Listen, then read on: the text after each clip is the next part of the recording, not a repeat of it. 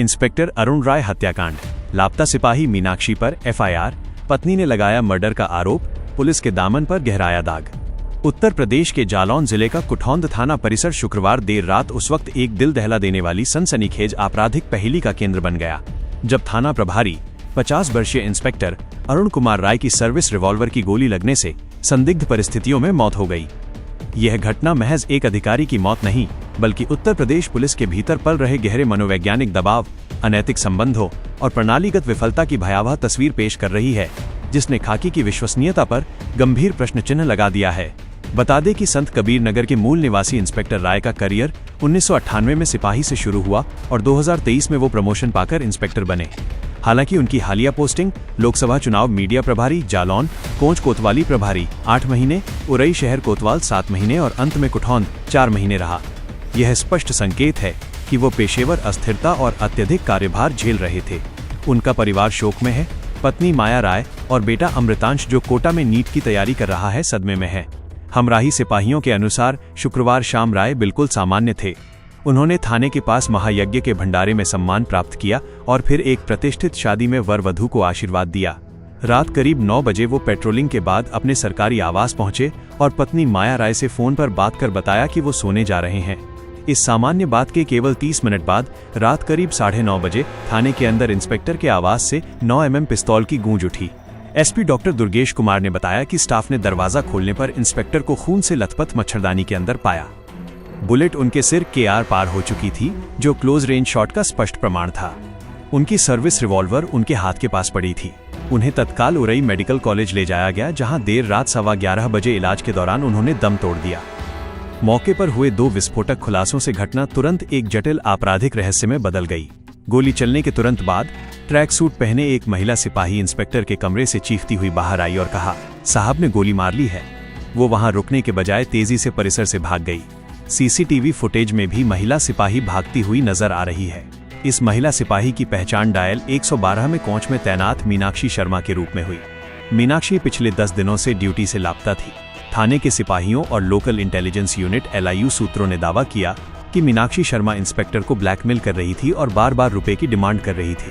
आरोप है कि महिला सिपाही के पास इंस्पेक्टर के कुछ वीडियो थे, जिससे परेशान होकर इंस्पेक्टर ने सुसाइड किया। मीनाक्षी की फरवरी में शादी थी और वो तब कोंच कोतवाली में पोस्टेड थी, जब इंस्पेक्टर राय वहां प्रभारी थे। घटना की सूचना मिलते ही गोरखपुर, संत कबीर नगर से इंस्पेक्टर का परिवार जालौन पहुंचा। पति का शव देखकर पत्नी माया राय ने पुलिस पर हत्या का संदेह जताते हुए जांच की मांग की। इंस्पेक्टर के भतीजे प्रशांत राय ने स्पष्ट आरोप लगाया कि ये आत्महत्या नहीं बल्कि हत्या है। उन्होंने कहा कि उनके चाचा मानसिक रूप से मजबूत थे और उन्हें आशंका है कि चाचा के दुश्मनों ने रंजिश के चलते ये घटना की है। उन्होंने निष्पक्ष विशेष जांच की मांग की। इंस्पेक्टर की पत्नी माया राय ने पुलिस को लिखित शिकायत दी कि मीनाक्षी की वजह से ही उनके पति की जान गई। पुलिस ने पत्नी की शिकायत पर कुठौंद थाने में महिला सिपाही मीनाक्षी शर्मा के खिलाफ हत्या का केस FIR दर्ज कर लिया है। जालौन के जिलाधिकारी राजेश कुमार पांडेय, SP डॉक्टर दुर्गेश कुमार और एडिशनल SP प्रदीप कुमार वर्मा सहित सभी वरिष्ठ अधिकारी तत्काल मौके पर पहुंचे। SP डॉक्टर दुर्गेश कुमार ने मामले की गंभीरता को स्वीकार करते हुए सभी पहलुओं पर जांच की बात कही। मामले में आत्महत्या और हत्या दोनों पहलुओं पर बराबर संदेह मौजूद है। आत्महत्या की दिशा में सर्विस रिवॉल्वर का पास होना और क्लोज रेंज शॉट जैसे तथ्य महत्वपूर्ण हैं। साथ ही ब्लैकमेलिंग के आरोपों की सच्चाई कितनी है, ये भी जांच का विषय है। क्या मीनाक्षी की उपस्थिति आत्महत्या का कारण बनी, इस पर भी सवाल उठते हैं।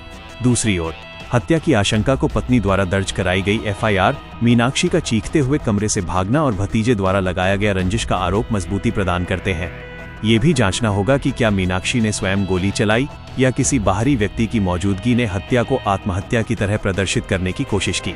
संबंधों और संभावित विवादों की कड़ियों में ये गंभीर सवाल भी जुड़ा है कि घटना के समय मीनाक्षी कमरे में क्यों थी, जबकि वो पिछले 10 दिनों से ड्यूटी से गायब थी।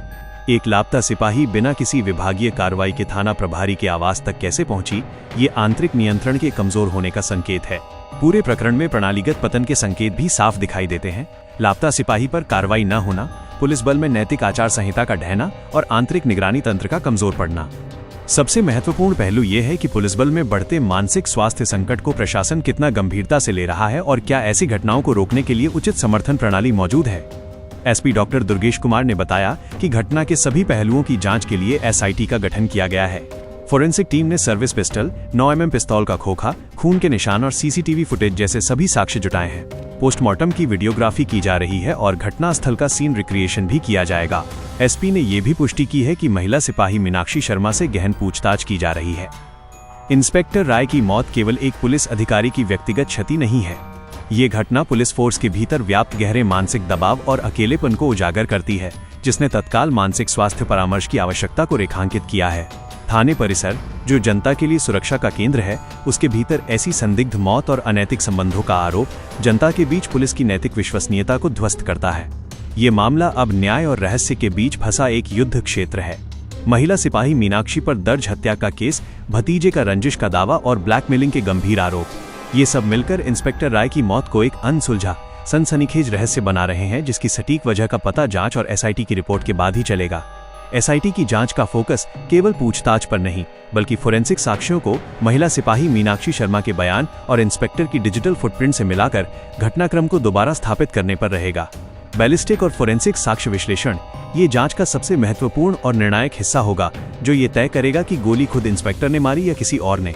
Gunshot residue GSR test, inspector Rai के हाथ, मीनाक्षी शर्मा के हाथ और उनके कपड़ों पर गनशॉट रेसिड्यू, बारूद के कण की मौजूदगी की जांच की जाएगी। यदि इंस्पेक्टर के हाथों पर GSR मिलता है तो आत्महत्या का कोण मजबूत होगा। यदि मीनाक्षी के हाथों पर मिलता है तो हत्या या आत्मरक्षा दुर्घटना का कोण बनेगा। पिस्तौल का विश्लेषण, बरामद 9 mm सर्विस पिस्तौल की जांच ये सुनिश्चित करेगी कि क्या वो इंस्पेक्टर के फिंगरप्रिंट्स या मीनाक्षी के फिंगरप्रिंट्स रखती है। साथ ही पिस्तौल की फायरिंग हिस्ट्री और रखरखाव की जांच भी होगी। घाव का अध्ययन, फोरेंसिक विशेषज्ञ गोली के घाव की दिशा, दूरी और गहराई का विश्लेषण करेंगे। सिर के आर पार हुई बुलेट किस कोण से चली, ये आत्महत्या में क्लोज रेंज शॉट, खुद को सटाकर मारना के पैटर्न से मेल खाती है या नहीं। डिजिटल और इलेक्ट्रॉनिक साक्ष्य ब्लैकमेलिंग और संबंध के आरोपों को सिद्ध करने के लिए महत्वपूर्ण होंगे। इंस्पेक्टर राय और मीनाक्षी शर्मा दोनों के मोबाइल फोन का डेटा डंप लिया जाएगा। उनके बीच हुई call details, CDRS, messaging history, WhatsApp SMS और डाटा एक्सचेंज की गहन जांच की जाएगी। ब्लैकमेलिंग के दावे को साबित करने वाले वीडियो, चैट या पैसों के लेन देन के प्रमाण की तलाश की जाएगी। घटना के समय मीनाक्षी की सटीक भौगोलिक स्थिति और टावर लोकेशन की पुष्टि इंस्पेक्टर के आवास के आसपास से की जाएगी, जो उसके थाने में होने के दावे को वैज्ञानिक रूप से सिद्ध करेगी। थाने परिसर के भीतर और बाहर लगे सभी कैमरों के फुटेज की टाइमलाइन का विश्लेषण किया जाएगा। मीनाक्षी के भागने का समय, उसकी हड़बड़ाहट और परिसर में किसी अन्य तीसरे व्यक्ति के प्रवेश निकास को बारीकी से परखा जाएगा। एसआईटी फोरेंसिक साक्ष्यों और मीनाक्षी के बयानों को मिलाकर घटनास्थल का सीन रिक्रिएशन करेगी। मीनाक्षी से पूछा जाएगा कि गोली किस मुद्रा में चली। उसके बयान के अनुसार फोरेंसिक टीम गोली की दिशा, खून के छींटों के पैटर्न और रिवॉल्वर के गिरने की जगह का मिलान करेगी। सीन रिक्रिएशन में यदि मीनाक्षी का कथन फोरेंसिक विज्ञान जैसे गोली के कोण या खून के छींटों के पैटर्न से मेल नहीं खाता, तो यह स्पष्ट संकेत होगा कि वो सच्चाई छुपा रही है। एसआईटी मीनाक्षी की मनोवैज्ञानिक प्रोफाइलिंग करेगी और पूछताछ में वैज्ञानिक तरीकों का इस्तेमाल करेगी। गहन पूछताछ के दौरान साइकोलॉजिकल असेसमेंट और संभवतः पॉलीग्राफ टेस्ट, यदि अनुमति मिली तो उसका भी उपयोग किया जा सकता है, ताकि उसके बयान की सत्यता को परखा जा सके। इंस्पेक्टर राय के पुराने सेवा रिकॉर्ड, ट्रांसफर की वजहें, प्रदर्शन मूल्यांकन और उनकी मानसिक स्वास्थ्य स्थिति का भी रिकॉर्ड खंगाला जाएगा, ताकि उन पर रहे तनाव की वास्तविक तस्वीर सामने आ सके। एसआईटी का लक्ष्य इन सभी वैज्ञानिक साक्ष्यों को जोड़कर एक ठोस टाइमलाइन तैयार करना है, जिसके आधार पर अंतिम निष्कर्ष निकाला जा सके कि यह ब्लैकमेलिंग के कारण तनावग्रस्त आत्महत्या थी या संबंधों के विवाद में की गई क्रूर हत्या। इंस्पेक्टर अरुण कुमार राय के भतीजे प्रशांत राय का ये बयान कि उनके चाचा के दुश्मन थे और ये रंजिश के चलते हत्या हो सकती है। एसआईटी इस रंजिश के एंगल की जांच के लिए एक अलग टीम बनाएगी। ये जांचने के लिए कि क्या किसी अपराधी या आपराधिक समूह ने रंजिश के चलते हत्या की, एसआईटी इंस्पेक्टर राय के पिछले कार्यकाल का विस्तृत विश्लेषण करेगी। इंस्पेक्टर राय ने कोंच कोतवाली 8 महीने, उरई शहर कोतवाल 7 महीने और कुठौन थाने में रहते हुए किन बड़े अपराधियों को जेल भेजा था या कौन से संवेदनशील मामले निपटाए थे। उन मामलों की सूची बनाई जाएगी जिनमें राय ने किसी प्रभावशाली व्यक्ति या समूह के खिलाफ कठोर कार्रवाई की हो। उनके आधिकारिक और व्यक्तिगत रिकॉर्ड की जांच की जाएगी कि क्या उन्हें या उनके परिवार को पिछले कुछ महीनों या वर्षों में किसी भी तरह की धमकी या शिकायत मिली थी। ये भी जांचा जाएगा कि क्या उनका किसी व्यक्ति या समूह के साथ आर्थिक लेन देन या भूमि से संबंधित कोई विवाद था जिसने गंभीर रंजिश का रूप ले लिया हो। उनके लगातार हुए तबादलों के पीछे किसी बाहरी राजनीतिक या आपराधिक दबाव की भूमिका तो नहीं थी। इंस्पेक्टर राय के मोबाइल डेटा और कॉल रिकॉर्ड्स का उपयोग उन लोगों की पहचान के लिए किया जाएगा जो उन्हें परेशान कर रहे थे। राय के कॉल डिटेल रिकॉर्ड्स CDRS में उन अज्ञात नंबरों या संदिग्ध कॉल्स की पहचान की जाएगी जो घटना से पहले असामान्य रूप से सक्रिय थे या जिन्हें राय ने ब्लॉक किया होगा। उनके सोशल मीडिया खातों और आधिकारिक ईमेल की जांच की जाएगी ताकि किसी धमकी भरे संदेश, आपत्तिजनक पोस्ट या दुर्भावनापूर्ण संवाद का पता चल सके। महिला सिपाही मीनाक्षी का रंजिश से संबंध ये सबसे जटिल कोण है जहां मीनाक्षी और रंजिश आपस में जुड़ सकते हैं। मीनाक्षी शर्मा के कॉल रिकॉर्ड्स और संपर्कों की जांच की जाएगी। क्या वो किसी ऐसे व्यक्ति या समूह के संपर्क में थी जिसकी इंस्पेक्टर राय से पुरानी दुश्मनी थी? क्या उसे राय की हत्या के लिए इस्तेमाल किया गया या उसने बाहरी सहायता ली? यदि ब्लैकमेलिंग के दावे सही हैं, तो SIT यह जांच करेगी कि मीनाक्षी को रुपए की डिमांड किस उद्देश्य से थी और क्या वो पैसा किसी तीसरे पक्ष को दिया जा रहा था जो इंस्पेक्टर से रंजिश रखता था। SIT थाना परिसर के भीतर के माहौल और स्टाफ के बयानों को भी परखेगी। थाने के अन्य दरोगा, सिपाहियों और हमराहियों से ये जानने के लिए गहन पूछताछ की जाएगी कि क्या इंस्पेक्टर राय ने हाल ही में किसी से विवाद किया था या किसी पर कार्यवाही का दबाव बनाया था। पुलिस बल के भीतर मौजूद गुटबंदी या असंतोष की जांच की जाएगी क्योंकि आंतरिक तनाव भी कभी कभी बाहरी रंजिश को बढ़ावा दे सकता है। इस रंजिश के एंगल की जांच के लिए SIT को अत्यंत सावधानी से काम करना होगा क्योंकि परिवार का आरोप अक्सर भावनाओं पर आधारित होता है, लेकिन एक अनुभवी अधिकारी के जीवन में व्यावसायिक दुश्मनी की संभावना को पूरी तरह से खारिज नहीं किया जा सकता है। इंस्पेक्टर अरुण कुमार राय की संदिग्ध मौत एक ऐसी जटिल पहेली है जहां आत्महत्या, हत्या, ब्लैकमेलिंग और रंजिश के कोण आपस में उलझे हुए हैं। SIT का अंतिम और सबसे महत्वपूर्ण चरण यही है कि वो इन विरोधाभासी तथ्यों और वैज्ञानिक साक्ष्यों को मिलाकर एक निर्णायक और कानूनी रूप से मजबूत निष्कर्ष पर पहुंचे। SIT इस निष्कर्ष पर पहुंचने के लिए एक 3 चरणीय सत्यापन प्रक्रिया अपनाएगी। वैज्ञानिक साक्ष्य का सत्यापन, यह चरण फोरेंसिक रिपोर्ट पर पूर्णतः आधारित होगा जो भावनात्मक बयानों को दरकिनार कर केवल तथ्यात्मक प्रमाण देगा। GSR रिपोर्ट की पुष्टि, गनशॉट रेसिड्यू GSR की अंतिम रिपोर्ट सबसे महत्वपूर्ण होगी। यदि GSR केवल इंस्पेक्टर के हाथों पर मिला, ये आत्महत्या के कोण को मजबूत करेगा।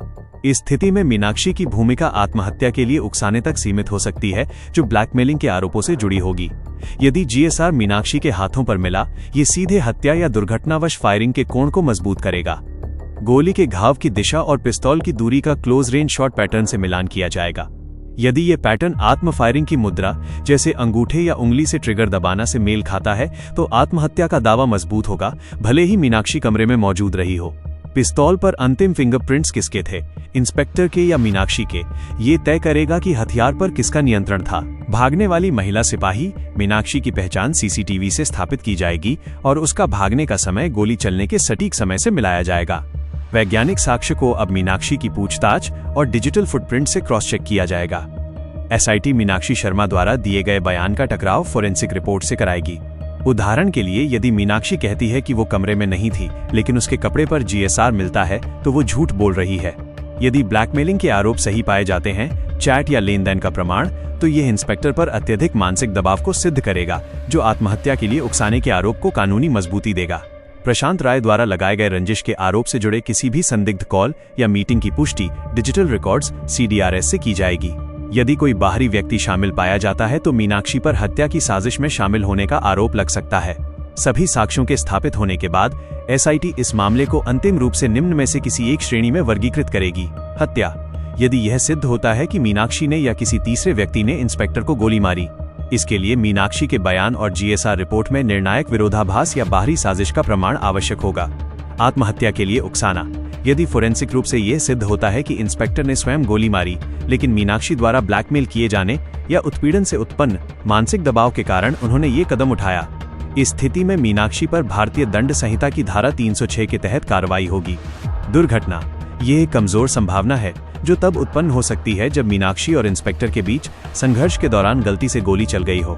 निष्कर्ष की पारदर्शिता, चूंकि मामला पुलिस विभाग से जुड़ा है, इसलिए SIT अपनी अंतिम रिपोर्ट को पूरी पारदर्शिता के साथ पोस्टमार्टम की वीडियोग्राफी और वैज्ञानिक साक्ष्यों के आधार पर प्रस्तुत करेगी ताकि परिवार और जनता के बीच किसी भी लीपापोती की आशंका न रहे। कल रात में लगभग 9:30 बजे के आसपास विभाग की महिला आरक्षी ने थाने के अंदर आकर ये कहा कि साहब ने गोली मार ली। इस पर जब थाना स्टाफ हमारा वहाँ SHO श्री अरुण कुमार राय के आवास पर पहुंचा तो उनकी डेड बॉडी मच्छरदानी के अंदर, ये पड़े हुए थे मच्छरदानी के अंदर। उनको तत्काल चिकित्सीय सुविधा हेतु CHC ले जाया गया। वहाँ से मेडिकल कॉलेज रेफर हुए। मेडिकल कॉलेज आने के बाद चिकित्सकों द्वारा उन्हें मृत घोषित कर दिया गया। घटनास्थल पर अपनी फोरेंसिक टीम द्वारा वैज्ञानिक साक्ष्य इकट्ठा कराए गए हैं। पोस्टमार्टम डॉक्टर के पैनल से कराया जा रहा है। आगे भी फोरेंसिक एक्सपर्ट टीम जो होगी उससे हम लोग जो भी साक्ष्य इकट्ठा है उनका वैल्यूएशन कराएंगे। पोस्टमार्टम की वीडियोग्राफी भी कराई जा रही है। परिजनों से तहरीर देने के लिए कहा गया है। ये लोग जैसे ही तहरीर देते हैं तत्काल इस पर अभियोग पंजीकृत किया जाएगा और गंभीरता से इसकी विवेचना कराई जाएगी। जो भी साक्ष्य आएंगे आगे की कार्रवाई की जाएगी। सर, एक महिला आरक्षी का भी नाम आ रहा है कि आवास के अंदर महिला आरक्षी थी जब ये घटना हुआ। मैंने आपको बताया कि महिला आरक्षी ने ही थाने पर आकर ये कहा साहब ने गोली मार ली है। उस महिला आरक्षी की भूमिका की भी जांच की जा रही है। सभी पहलुओं पर मैंने स्पष्ट किया कि सभी पहलुओं पर विवेचनात्मक कार्रवाई की जाएगी। जो भी साक्ष्य आएंगे उस साक्ष्य के हिसाब से आगे की वैधानिक कार्रवाई सुनिश्चित। महिला आरक्षी कहाँ पर तैनात थी, कुछ क्लियर है? अभी विवेचना चल रही है। जैसे होगा उसको हम लोग आपको समय के साथ जो भी साक्ष्य आएंगे वो साझा करेंगे। तो भैया क्या नाम है आपका? प्रशांत राय। अच्छा, ये जो एक्सपायर हुए हैं अरुण भाई जी, आपके कौन? जी हमारे ये चाचा हैं, सगे चाचा हैं हमारे। अच्छा, आप लोगों को कैसी जानकारी हुई, क्या घटना हुई है? हम लोग को जानकारी हुई मीडिया के माध्यम से। हम लोग की घर पे बात हुई थी इनकी रात के 9 बजे। बातचीत करके बोले कि मैं जा रहा हूँ आराम करने। 10 बजे के करीब में हम लोग को मीडिया के माध्यम से जानकारी हुई कि ऐसी कोई दुर्घटना हो गई है।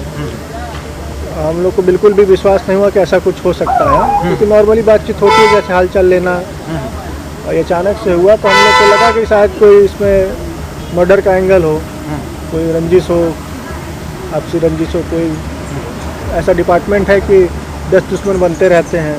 हम लोग को यही अंदेशा है कि इसमें मर्डर का एंगल है और हम लोग चाहते हैं कि इसमें निष्पक्ष जांच हो और जो सच है वो सामने आए। आप लोग यहाँ पर आने के बाद में क्या लगा है आपको, क्या अभी तक?